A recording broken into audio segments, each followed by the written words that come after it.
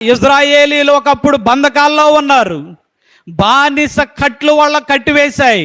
బానిస బ్రతుకులు వాళ్ళు బ్రతుకుతూ ఉన్నారు. బానిస బంధకములలో మగ్గిపోతూ ఉన్నారు.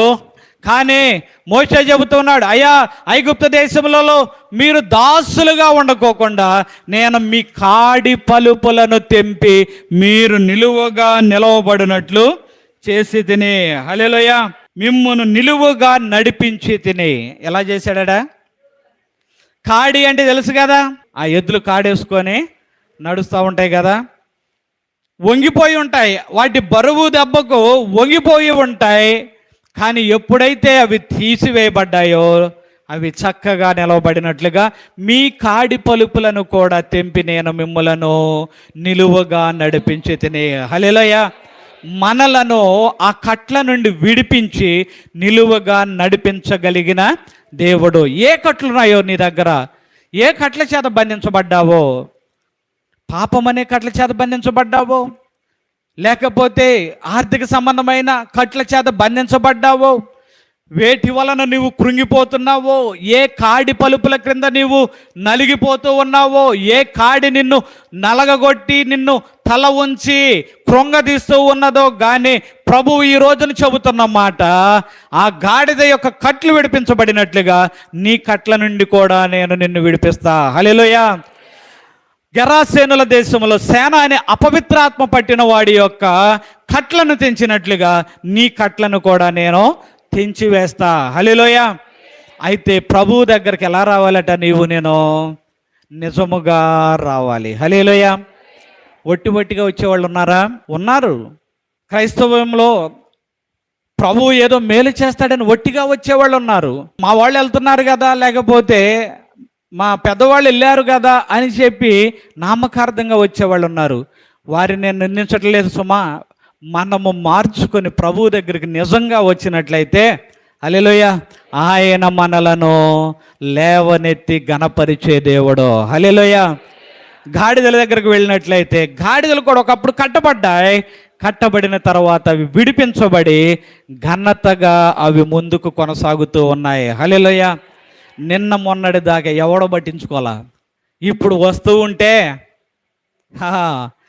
వస్త్రాలు ప్రభువు వారు వస్తూ ఉన్నప్పుడు గౌరవించేవాళ్ళు పాత చీకిపోయిన వస్త్రాలు తీసుకొచ్చి వేసి ఉంటారంటారా? కాదు, విలువైన వస్త్రాలు వేసి ఉంటారు, పట్టు వస్త్రాలు వేసి ఉంటారు. ఎదుగో ఆయన వస్తూ ఉన్నాడు, గొప్పవాడు, రాజు, ఆయన వస్తూ ఉన్నాడని చెప్పి విలువైన వస్త్రాలను కింద భరిస్తే ఆయన్ను మోస్తున్న గాడిదలు వాటి మీద నడుచుకుంటూ వెళ్ళాయి. హల్లెలూయా. ఒకప్పుడేమో పాత బట్టలు, ఒకప్పుడేమో విడిచేసిన బట్టలు, ఒకప్పుడేమో మట్టి బట్టి మలినమైపోయిన బట్టలు గాడిద మీద వేసి వెనక నుండి కర్రతో ఒక్కడి బీగితే వెళ్ళే ఈ గాడిదలో ఇప్పుడు చక్కని వస్త్రాలను పరిచి, రెండమ్మ రండి, రండి రండి, ఎవరో మీ పైన ఎవరున్నారు? యేసయ్య ఉన్నాడు. హల్లెలూయా. మనలను కూడా ఘనపరచగలిగిన దేవుడు. హల్లెలూయా. దీనమైన స్థితిలో నుండి అనేక మందిని లేవనెత్తాడు. మనలను కూడా నిజముగా ప్రభు దగ్గరికి వస్తే లేవనెత్తగలిగిన సమర్థుడు. హల్లెలూయా. చాలా సందర్భాల్లో మీ సేవకుని యొక్క సాక్ష్యమే, కుటుంబాన్ని కోల్పోయి, తల్లిదండ్రులను కోల్పోయి, చెల్లి ఒక తమ్ముడు చనిపోయి దీనమైన పరిస్థితుల్లో ఎలా జీవిస్తారో తెలియని పరిస్థితుల్లో ఇప్పుడు ఒక సంస్థకు ప్రెసిడెంట్గా నిలవబెట్టాడు. హల్లెలూయా. గణపరచుకోవాలని కాదు, తండ్రి కాబట్టి గణపరచాలని కాదు. ఆలోచించండి, ఎక్కడ నుంచి వచ్చింది ఈ విలువ? ఎక్కడ నుండి వచ్చినది ఈ ఘనత? అంటే దేవుని నుండి వచ్చినది. హల్లెలూయా.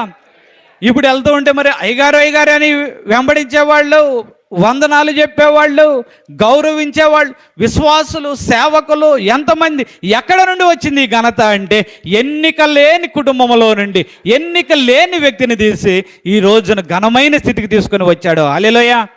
మీరు చెప్పగలరు, మీ కుటుంబాల గురించి చెప్పగలరు, మీ గురించి చెప్పగలరు, అయ్యా ఒకప్పుడు మా కుటుంబం ఎన్నిక లేనిదయ్యా, ప్రభువైన యేసయ్య మమ్మలను ఈ స్థితిలో నిలవబెట్టాడు. హల్లెలూయా. కాబట్టి ఆయన దగ్గరకు వచ్చినట్లయితే కట్ల నుండి మనలను విడిపిస్తాడు. హల్లెలూయా. ఈ మాట గుర్తుపెట్టుకుందాం. మొదట కట్టబడిన గాడిదలు విడిపించబడ్డాయి, ఘనపరచబడ్డాయి. హల్లెలూయా. రెండవ మాటను మనము ధ్యానిద్దాం అనుకున్న మాట ఏమిటయ్యా అంటే ఎదుర్కొనిన ప్రజలు. యోహాను సువార్తలోకి వెళ్ళిపోదాం రండి ఒకసారి మరలా 12:12లోనికి. అయితే ఇక్కడికి వచ్చినప్పుడు యేసు ప్రభు వారు వస్తున్నారని ఎరిగి చాలామంది కూడా ఆయనను ఖర్జూరపు మట్టలు పట్టుకొని ఆయనను ఎదుర్కోవడానికి వచ్చారు. ఎదుర్కొనడానికి వచ్చిన వారు హోసన్నా జయము, లేకపోతే దావీదు కుమారుడా జయము, ప్రభు పేరట వచ్చువాడు స్తుతింపబడును గాక, హల్లెలూయా అని ఎదురు చూస్తూ ఆయనకు స్వాగతం పలుకుతూ ఉన్నారు. హల్లెలూయా. వీళ్ళందరూనట ఈ 11వ అధ్యాయంలో మనం చూసినట్లయితే 55, 56 వచనాలు మనం ధ్యానం చేస్తే ఒకసారి చదువుదాం రండి. మరియు యూదుల పస్కా పండుగ సమీపమై ఉండెను గనుక అనేకులు తమ్మును తాము శుద్ధి చేసుకొనుటకై పస్కా రాకమునిపే పల్లెటూళ్లలో నుండి యెరూషలేమునకు వచ్చిరి. వారు యేసును వెదకుచు దేవాలయములో నిలువబడి, మీకేమి తోచుచున్నది, ఆయన పండుగకు రాడా ఏమి అని ఒకనితో ఒకడు చెప్పుకొనిరి. చాలండి.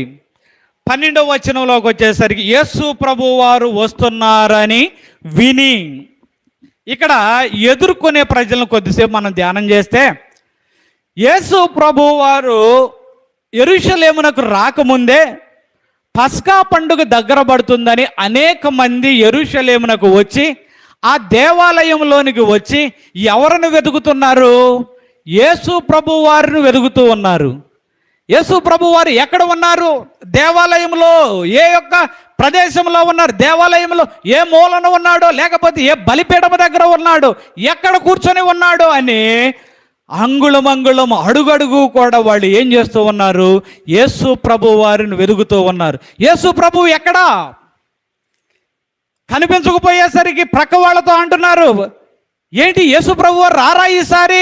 ఆ ప్రభు వారు ఈసారి పండగ రాడా? ఏమిటి ఇదే చర్చ, ఇదే ఇద్దరి మధ్య ఒక టాక్. ఏమిటి? యేసు ప్రభు వారు రావటం లేదా? వీరందరూ కూడా ఎవరి కోసం ఎదురు చూస్తూ ఉన్నారు? యేసు ప్రభు వారి కోసం ఎదురు చూస్తూ ఉన్నారు. ఈ ఎదురు చూస్తూ ఉన్న వారిలో కొంతమంది ఏమో ఏదో స్వస్థతలు కలుగుతాయి అని ఎదురు చూసిన వారు ఉండుంటారు. కొంతమంది ఏమో ఆయనను నిజముగా ఎరిగి ఆయనను ఎదుర్కొనాలి అని ఎదురు చూసిన వాళ్ళు ఉంటారు. అయితే మనము ఆయనను ఎదుర్కొనాలని ఎదురు చూస్తూ ఉన్నావా? చెప్పాను, 2 గుంపులు ఉంటాయి. ఏదో స్వస్థతలు చేస్తాడనో, లేకపోతే మేళ్ళు చేస్తాడనో వెతికిన గుంపు ఉంటుంది. మరొక గుంపేమో యేసు ప్రభు వారిని చూడాలని, యేసు ప్రభు వారిని కలుసుకోవాలని, ఆయన మాట వినాలని, ఆయనతో మాట్లాడాలని వెతుకుతూ ఉన్నారు. నీవెలా వెతుకుతూ ఉన్నావు ఈ రోజున? కేవలం మేళ్ళు కలుగుతాయని ఎదుగుచూ ఉన్నావా, లేకపోతే ఆయనను కలుసుకోవాలి అని ఎదుగుచూ ఉన్నావా? ఆత్మనేత్రములు తెరవబడి ఆయన ఎవరో గుర్తెరిగి ఆయనను ఎదుర్కొనాలి, ఆయనతో మాట్లాడాలి అని ఎదురు చూస్తూ ఉన్నావా? లేకపోతే ఏమైనా మేలు చేస్తాడేమోనని మాత్రమే ఎదురు చూస్తూ ఉన్నావా? జాగ్రత్త సుమా. కేవలము శరీర సంబంధమైన మేళ్ళు చేస్తాడు అని మాత్రమే ఎదురు చూస్తున్నట్లయితే నీవు ఎక్కువ కాలము దేవునిలో నిలవబడలేవు. ఎక్కువ కాలం దేవునిలో నిలవబడలేవు. ఈ ఉదయకాలంలో చెబుతున్న మాట ఏమిటయ్యా అంటే, లోక సంబంధమైన వాటి కొరకే నువ్వు ఎదురు చూస్తూ ఉన్నట్లయితే, వాటి కోసమే ప్రభువుని ఎదుర్కొనాలి అని వెదుగుచూ ఉన్నట్లయితే ఎక్కువ కాలము నీవు నిలవబడలేవు. కానీ నీ యొక్క ఆత్మీయ నేత్రములు తెరవబడి ఆయనను పూజించాలని, గణపరచాలని, ఆయన నా జీవితంలో ఏమి చేసినా చేయకపోయినా నేను ఆయన కలుసుకొనాలని ఆయన నిజముగా నీవు ఎరిగినట్లయితే, నువ్వు ఇక పడిపోవు. ఎప్పటికీ పడిపోవు. కష్టం వచ్చినా పడిపోవు, సుఖం వచ్చినా పడిపోవు. సుఖం వచ్చినప్పుడు కూడా పడిపోతారు కొంతమంది, పడిపోతారు. ఇంకే కష్టం లేదు కదా, ఇంకా ఏ ప్రార్థన లేదు కదా, ఇంకా చక్కగా జీవించడమే కదా అని ప్రభువును వదిలిపెట్టే వాళ్ళు ఉన్నారు సుమా. ఎందుకు? ఇప్పటిదాకా లోక సంబంధమైన దానికోసమే వెతికావు, అది దొరకగానే ప్రభువును వదిలిపెట్టేస్తావు. కాబట్టి నిజముగా ప్రభువును గుర్తెరగలేవు.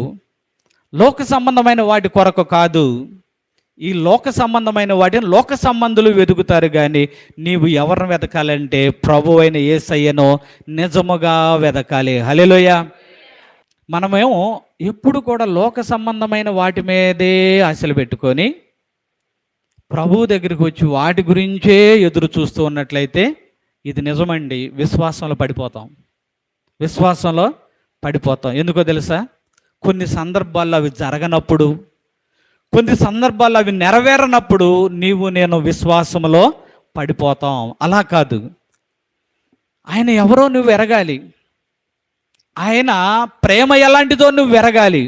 ఎరిగినట్లయితే నీ జీవితంలో ఏ కార్యములు జరిగినా జరగకపోయినా నీవు విశ్వాసములో నుండి పడిపోవో. హల్లెలూయా. ఇంకా సింపుల్గా అర్థం అవ్వాలంటే ఒక మాట చెబుతా. మీ తండ్రి ప్రేమ, మీ తల్లి ప్రేమ నీవు సరిగా గుర్తెడిగితే నీ తల్లిని తండ్రిని నీవు విడిచిపెట్టవు.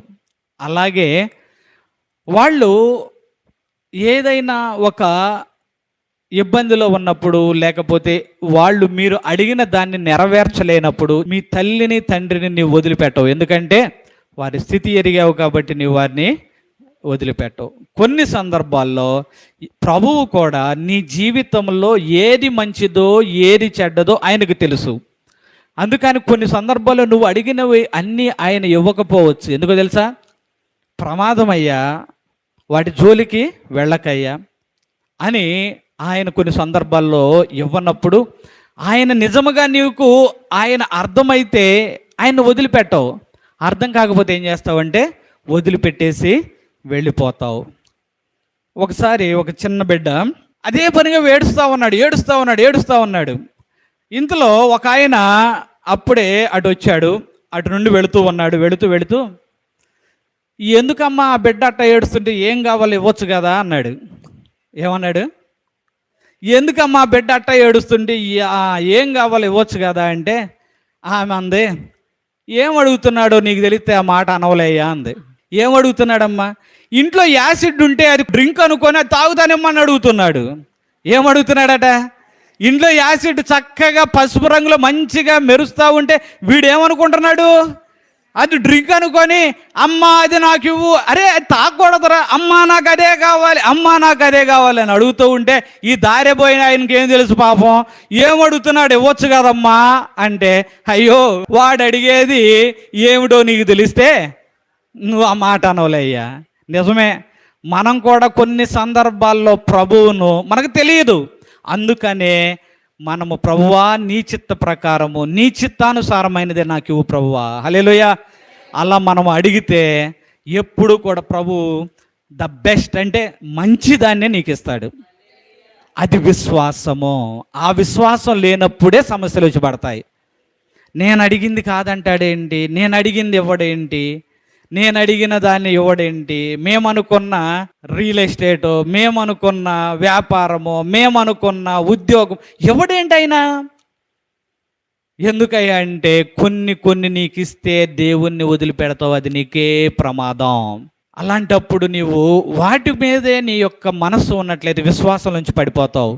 అలా కాకుండా ప్రభువును నీవు సరిగా గుర్తెరిగినట్లయితే విశ్వాసంలో నీవు ఎన్నటికీ పడిపోవో. హల్లెలూయా.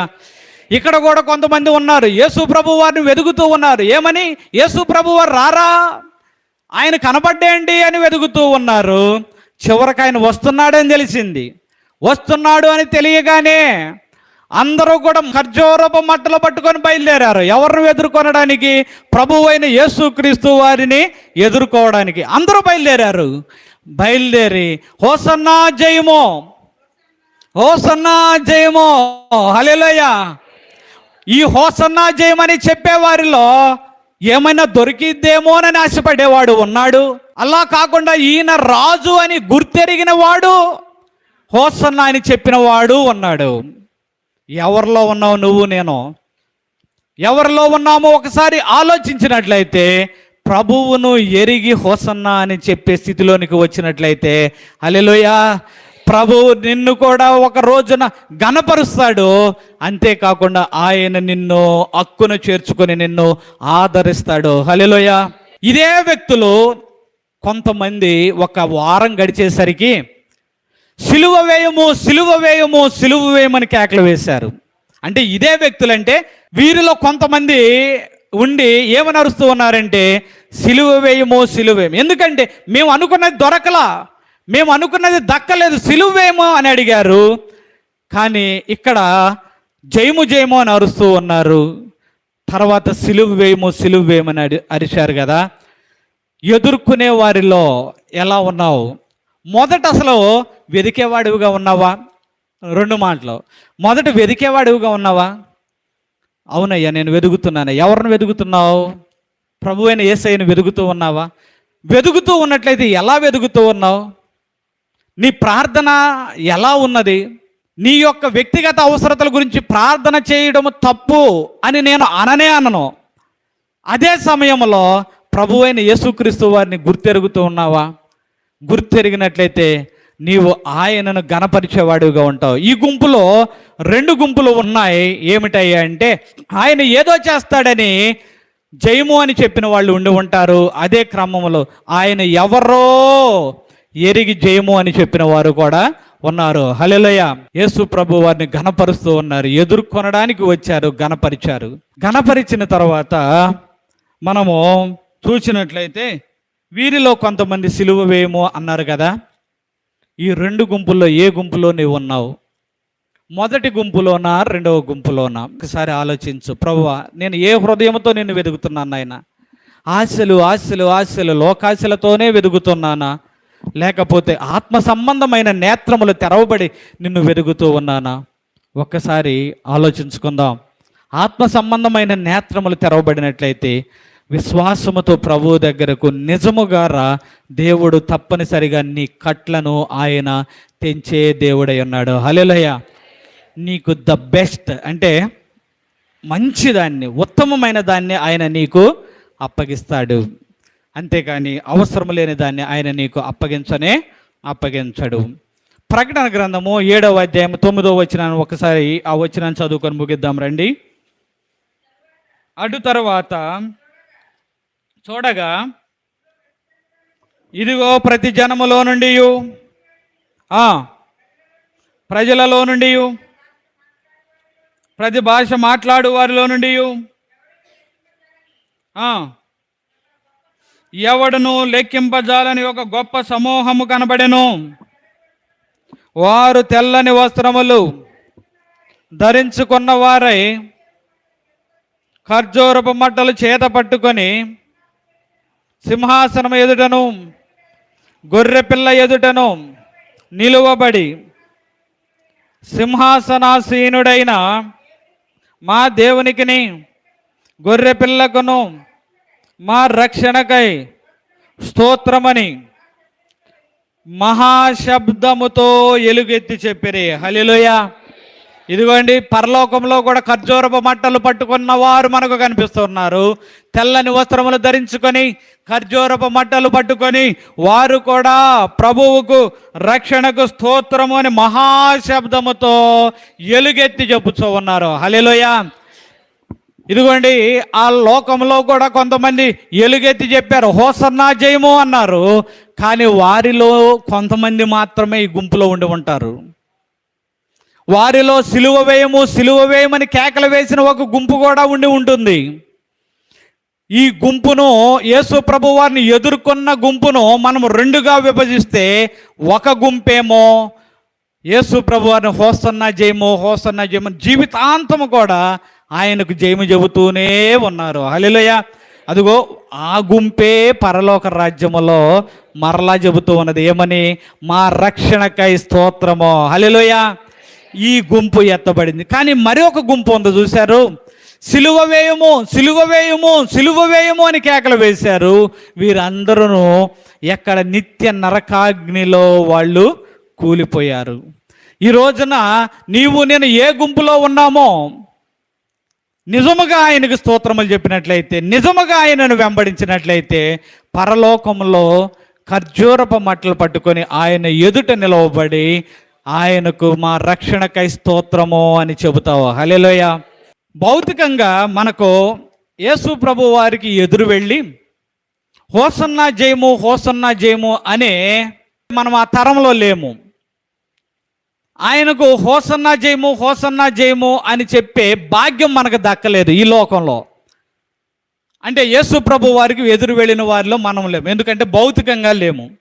కానీ ఈ భాగ్యం మరలా మన ముందుకు రాబోతుంది. ఎక్కడంటే తెలుసా? పరలోకంలో. హల్లెలూయా. ఇప్పుడు మిస్ అయ్యాం, కానీ సరిగా ఆయన వెంబడించినట్లయితే అప్పుడు అసలు మిస్ కానే కాము. హల్లెలూయా. అది కావాలా నీకు? ఈ రోజున చాలామంది నరకం ఏముందలేండి, ఈ రోజున యువత కొంతమంది దాని తీవ్రత అర్థం కాక ఏముందలేండి. ఒక ఆయన అన్నాడట, ఆ నరకంలో పడితే పడ్డానులే, 4 రోజులైతే అది అలవాటు అయిపోద్దిలే అన్నాడట. ఏమన్నాడు? నరకంలో పడితే పడ్డానులే, 4 రోజులైతే అదే అలవాటు అయిపోద్ది. ఈ లోకంలో నువ్వు ఎంత ప్రయాసపడుతున్నావు నీ భవిష్యత్తు బాగుండాలని? అనుకోవచ్చుగా, 4 రోజులైతే ఇదే దరిద్రం అలవాటు అయిపోద్దిలే, ఇట్లాగే బస్ స్టాండ్ ప్రక్కన రోడ్డు ప్రక్కన కూర్చొని అడుక్కుంటాలే అనుకోవచ్చు. ఇక్కడ కూడా కాదే, నీ భవిష్యత్తు బాగుండాలని అనుకుంటున్నావు కదా, మరి పరలోక భవిష్యత్తు బాగుండుద్దా? నరకానికి వెళ్తానంటావేంటి? ఈ లోకంలో రోడ్ల పక్కన కూర్చొని బస్ స్టాండ్ల పక్కన కూర్చొని అడుక్కునే దరిద్రపు స్థితి కన్నా అది మహాభయంకరమైన స్థితి కదా. అలాంటి పరిస్థితి కన్నా మహాభయంకరమైన స్థితి కదా. ఇక్కడే నీ భవిష్యత్తు బాగుండాలని నువ్వు కోరుకుంటుంటే పరలోకంలో నీ భవిష్యత్తు బాగుండొద్దా? పరలోకంలో ప్రభు ఎదుట నీవు నిలవబడొద్దా? ఒకసారి ఆలోచించి ప్రభువును నిజముగా ఎదుర్కొనే వ్యక్తివిగా నీవు ఉండాలి. హల్లెలూయా. ఎంత వాక్యం చెప్పినా జీవితాలు మారటంలా, ఎంత వాక్యం చెప్పినా వింటున్నారు. ఆయన అలాగే చెబుతాడు, మేము ఇలాగే ఉంటాం. ఈ ఒక్క సంఘమే కాదు, మేము వేరే సంఘాలకు కూడా వెళుతూ ఉన్నప్పుడు వారి నోర్లను చూస్తే దేవుని సంఘంలో ఉన్నప్పుడు ఎలా ఉంటారు, బయట భయంకరమైన మాటలు, ఎంత ద్వేషాలో, ఎంత భయంకరమైన హృదయాలో. మారవా? గెరాసేనుల దేశంలో సేన అనే దయ్యం పట్టి విడిపింపబడిన ఆ వ్యక్తిని చూసినప్పుడు అందరూ ఆశ్చర్యపోయారు, ఏమిటి ఇలా మారిపోయాడు? మన క్రైస్తవులను చూస్తే ప్రజలు అనుకోవద్దా?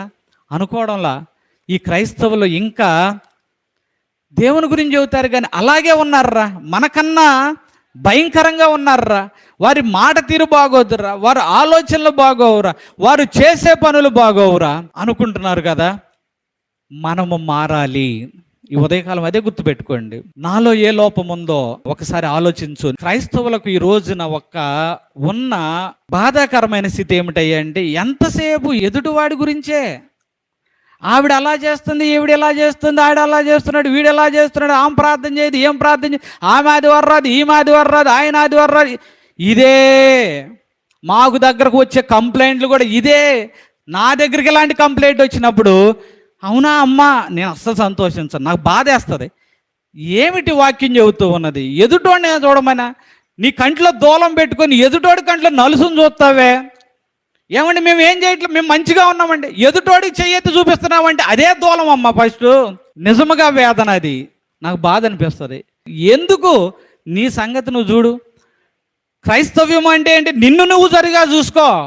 ఎదుటోని చూసుకొని నేను బాగున్నానని అనుకుంటే నువ్వు అక్కడే పడిపోయినట్టు కదా. ఈ రోజున క్రైస్తవం నేర్చుకోవాలి. మనలో ఉన్న లోపాలను మనము సరి చూసుకోవాలి. ఒక పని చేస్తారా? ప్రయత్నించండి. మీరు ఒంటరిగా కూర్చొని ఒక లిస్టు రాసుకోండి. ఏం లిస్ట్ అది? నాలో ఉన్న లోపములు. నిజం, ఎవరు చూపించవద్దు, యథార్థ హృదయంతో రాయి. మరి ఇన్ని లోపాలు పెట్టుకొని ఎదుటోళ్ళ గురించి మనకెందుకండి కదా. ఒక్కసారి ఆలోచించు. నిన్ను నువ్వు మార్చుకోవాలి, నిన్ను నువ్వు కడుగుకోవాలి. ప్రభువు దగ్గరికి వెళ్ళడానికి నిన్ను నువ్వు మార్చుకుంటేనే ప్రభు దగ్గరికి వెళతావు. పక్క వాళ్ళ మీద తీర్పు తీరిస్తే ప్రభు దగ్గరకు వెళ్ళవు. నిన్ను నువ్వు మార్చుకో, ప్రభువు దగ్గరకు వెళతావు. నేను సేవ చేసినంత మాత్రాన ప్రభువు దగ్గరకు వెళ్ళను, వాక్యమని చెప్పినంత మాత్రాన ప్రభువు దగ్గరకు వెళ్ళను. విశ్వాసివి నువ్వు ప్రతి ఆదివారం దేవుని సన్నిధానంకు వచ్చినందుకు ప్రభువు దగ్గరకు వెళ్ళవు. నిన్ను నువ్వు సరి చేసుకుంటే, లేకపోతే నిన్ను నువ్వు కడుగుకుంటేనే ప్రభువు దగ్గరకు వెళతావు. పరిచర్య చేసినంత మాత్రాన, సేవ చేసినంత మాత్రాన, వాక్యం చెప్పినంత మాత్రాన రేపు నేను వెళ్ళి దేవుని దగ్గర నిలవబడితే, అబ్బా మంచి మాటలు చెప్పావు, మంచి రిఫరెన్సులు చూపించావు కాబట్టి రా పరలోకం నీదే అని ప్రభువు అనడం. ఏదయ్యా నీ బ్రతుకు, ఏదయ్యా నీ యొక్క జీవితం, ఏదయ్యా నీలో పరిశుద్ధత అని ప్రభువు అడుగుతాడు. కాబట్టి ఈ రోజుని నిన్ను నీవే కడుగుకోవాలి, నిన్ను నీవే పరిశుద్ధపరచుకోవాలి. హల్లెలూయా. అదే నిన్ను పరలోకానికి చేరుస్తుంది, కానీ ఇతరులకు తీర్చిన తీర్పు నిన్ను పరలోకానికి చేర్చదో. కాబట్టి ఈ రోజున మనం కూడా ఒక్కసారి జాగ్రత్తగా చూసుకుందాం. ఆ రోజున హోసన్నా జయము, హోసన్నా జయము అనే ప్రజలలో 2 గ్రూపులు ఉన్నారు. ఒక గ్రూపే వెళుతుంది పరలోకానికి, వెళ్ళింది. ఒక గ్రూప్ ఏమో సిలువేయమన్నారు, లోకములోనే కలిసిపోయారు. ఏ గుంపులో ఉన్నావో? హల్లెలూయా. చిన్న ప్రార్థన చేద్దాం, రండి ప్రార్థన చేద్దాం. సర్వ సృష్టికి ఆదాన్ని కడబుతుడైన ప్రభువా, మహోన్నతుడు తండ్రి, మీ ఘనమైన పాదములకు వందనాలు నాయన. అయా ప్రభువా తండ్రి, గాడిదలు నాయన కట్టబడ్డాయి ప్రభువా. ఒకప్పుడు తండ్రి గాడిదలు కట్టబడ్డాయి అయ్యా, ఎవరో పట్టించుకోవాలా, బయట కట్టబడ్డాయి ప్రభువా.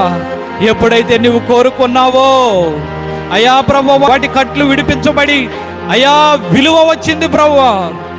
గెరాసేనుల దేశములో సేన అనే అపవిత్రాత్మ పట్టినవాడు కూడా నాయన అయ్యా సమాధుల్లో ఉన్నాడు ప్రభువా. ఇంటిని వదిలిపెట్టాడు, విలువ లేదు. కానీ ప్రభువా, ఎప్పుడైతే మీరు ఆ బంధకముల నుండి విడిపించారో విలువ వచ్చేసింది ప్రభువా. తెగపొలి ప్రాంతం అంతా ప్రకటించుచూ ఉండగా నాయన అతన్ని చూసి ఆశ్చర్యపడ్డారు. ఈ వ్యక్తి ఏమిటి, ఒకప్పుడు పిచ్చి కేకలు పెట్టాడు కానీ ఈ రోజు ప్రభు గురించి ప్రకటిస్తున్నాడేమిటి అని అయ్యా వారు ఆశ్చర్యపోయారు. ప్రభువా, మా జీవితాలను అలా మార్చండి ప్రభువా. కట్టబడ్డాం ప్రభువా, అనేకమైన సంఖ్యలతో బంధించబడ్డాం ప్రభువా, విడిపించు నాయన. అయ్యా మా బంధకములు మాకు తెలియలాగన వాటి నుండి విడిపించబడినట్లు మేము నీ యొద్ద మొరపెట్టులాగన సహాయం దయచేయండి ప్రభువా. అయ్యా ప్రభువా, రెండవదిగా నాయన ఎదుర్కొనిన గుంపును చూసాం ప్రభువా. హోసన్నా జయము, హోసన్నా జయము ఎదుర్కొన్నారు ప్రభువా. కానీ ఎంతమంది నిలవబడ్డారో ప్రభువా వారిలో. అయ్యా మేము వెదికే వారముగా ఉంటున్నామా? వెదుగుతున్నట్లయితే ఎలా వెదుగుతున్నామో? నీలో శాశ్వతముగా నిలవబడే వారముగా ఉండునట్లు వెతుకుచున్నామో, లేకపోతే లోక సంబంధమైన వాటిలో వెతుకుచున్నామేమో క్షమించండి ప్రభువా. మమ్మలను మేము సరి చేసుకుంటున్నాం ప్రభువా. అయ్యా మమ్మలను మేము సరి చేసుకోవాలి ప్రభువా. ఎదుటి వారిని సరి చేయడం కాదు ప్రభువా, ఎదుటి వారికి తీర్పు తీర్చడం కాదు ప్రభువా. అయ్యా మాలో లోపములను మేము వెదకాలని, మాలో ఉన్న లోపములను మేము గుర్తించాలని మేము ధ్యానించాం ప్రభువా. సహాయం చేయండి ప్రభువా. అయ్యా నన్ను నేను సరి చేసుకుంటేనే పరలోకం చేరతాను ప్రభువా. అయ్యా ఆ సాతాను బంధకముల నుంచి విడిపించబడితేనే పరలోకం చేరతాను ప్రభువా. సహాయం దయచేయండి ప్రభువా, మీ కృప చూపించండి ప్రభువా. అయ్యా నన్ను నేను కడుగుకోవాలి ప్రభువా. ఎవరికి వారమే ప్రభువా, మమ్ములను మేము కడుగుకోవాలి ప్రభువా. మా లోపాలను సరి చేసుకోవాలి, మా తలంపులు సరి చేసుకోవాలి, మా ఆలోచనలు సరి చేసుకోవాలి ప్రభువా. అట్టి కృపను దయచేయండి ప్రభువా. దయచేసి నీతో కూడా ఆ పరలోకములో నీ ఎదుటనైనా మరలా ఖర్జూరపు బట్టలు పట్టుకొని హోసన్నా జయము, మా రక్షణకై స్తోత్రము అని చెప్పగలిగే ఆ యొక్క గుంపులో మేము ప్రవేశించలాగిన సహాయం దయచేయమని ఇక్కడ చేరి వచ్చిన ప్రతి బిడ్డను జ్ఞాపకం చేసుకో ప్రభువా. అయ్యా వారిని వారు కడుగుకొనాలి ప్రభువా. వారిని వారు సరి చేసుకోవాలి ప్రభువా. సరి చేసుకొని నీ రాజ్యము చేరాలి ప్రభు. అట్టి కృపను మాకు దయచేయమని మేము వేడుకొంచున్నాం ప్రభువా. ఈ చిన్న ప్రార్థన ఆలకించమని అయ్యా నన్ను కూడా మమ్ములను కూడా కడిగి పరిశుద్ధులుగా చేసి నీ రాజ్యమునకు వారసులుగా చేసుకొనమని ఈ చిన్న ప్రార్థన ఆలకించమని ప్రభువైన యేసుక్రీస్తు పుణ్యనామములో వేడుకొనుచున్నాము తండ్రి.